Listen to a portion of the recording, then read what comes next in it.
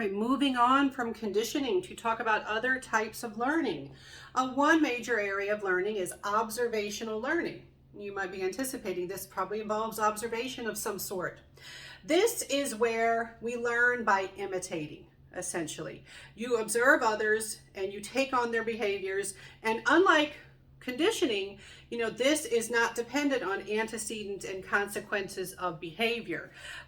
You can learn observationally without being reinforced, not based on reinforcement and punishment, not because some other stimulus has been paired with another stimulus. There isn't always a straightforward explanation for why we do this, but we do this. Observing and imitating. Another related and important term is modeling behavior. You have a model, a role model of some sort, another term that you can use. This is where you observe behavior exhibited by somebody else and you imitate that behavior. All right, so observational learning, modeling, very similar concepts, of course.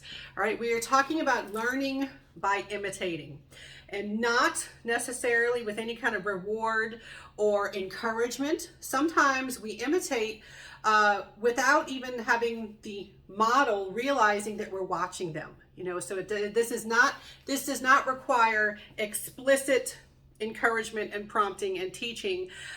Sometimes parents will find that their children will model their behaviors and they don't even realize it until they're sitting in the store. And a parent who very often walks around going, gosh dang it, I got so much to do. And then their child is walking in the store with them and they just go, gosh dang it, I got so much to do. And you're like, but where'd you learn to say that? And they're like, huh, what? No, that's what you say when you're in the store, right? Like, I just imitate. Any parent who's ever had their child curse in public, they will know that, like, where'd you learn that from? Oh, that's what Dad says when he's working on the house. Love it when those experiences happen. Sometimes they do happen accidentally, though, or with misunderstanding. Like when my child was very young, like maybe 2, and they said "fuck," and I'm like, whoa! I've been very careful not to say certain words around you. Where has this come from? And I realized they were pointing to a fork on the floor. They just weren't saying their R's very clearly. I'm like, oh, okay, that's not it. But I had other moments where my child was clearly imitating my behavior. Like, chill out, dude. And I'm like, well, are you imitating me when I talk to your dad and say, chill out, dude? And they're like, huh? No, I'm just talking, just picked up some behavior. Also, they would pick up behaviors from their daycare teachers too. They would pretend like they're talking on their play phone and they'd be like, girl.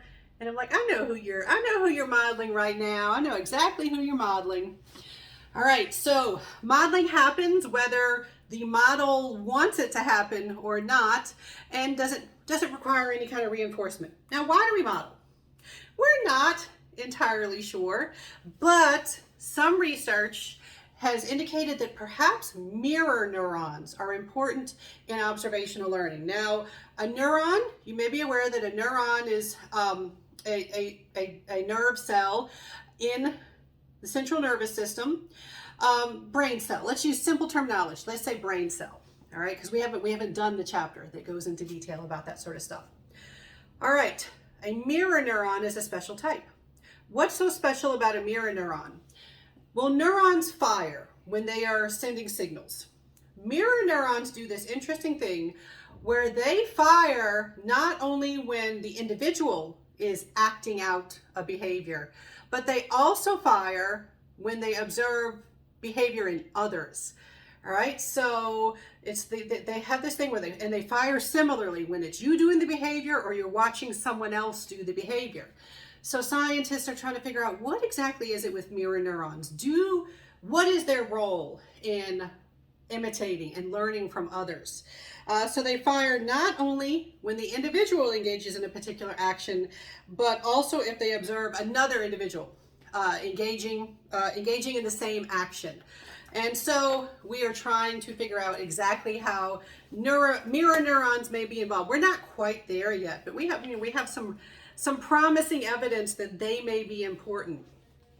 All right, so There's one classic study in the area of observational learning, and that was conducted by Albert Bandura.